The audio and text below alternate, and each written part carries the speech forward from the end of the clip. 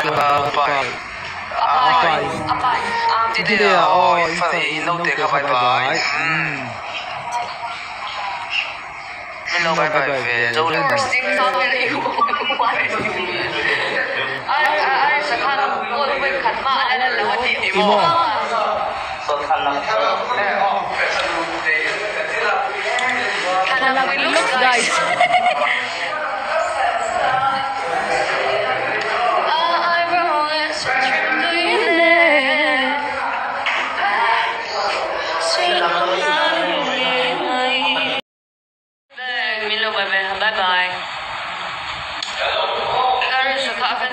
Cần ngay tiền nhà là ngay dễ rồi.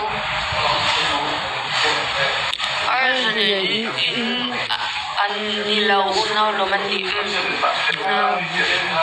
Thằng nào cũng lúc. Rồi push lên lúc thế. Oh, darling, please believe me. Cô anh đang xuyên trên cô tái tiền từ chúng ta. Tại tiết hậu hạ thiệt là anh luôn xếp bùi khóc mày. Văn bùi ông về. Lâu sẽ lâu thật anh program thế, kan program thế. Yang ngay tụt sắc thì kan lom tak sát này. Cái bôi thôi này cho cái sầu lên thì thấy đó biến cái bôi thì là anh chọc cái đó đi. Facebook thì là ngay trên sao? Cái phone thì đi cho fan bôi đi lên tụi cái phone bốc ngoài sắc mà lo. Ai thì cái thằng em mà. TP bye. Mary ngồi công việc lal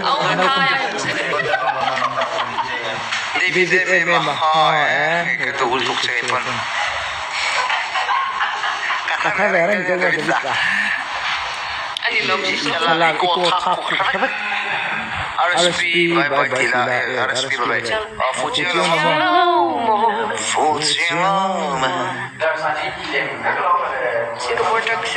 Rồi. Singapore bye bye. Singapore bye bye. Singapore bye bye. Zooming rồi bye bye. Christopher Ibe pa min lo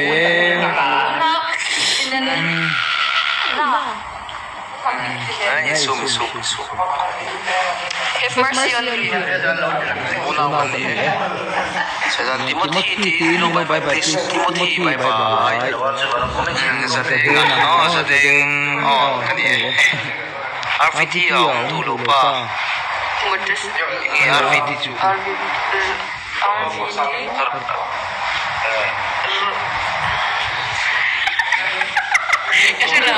Orang bengkar.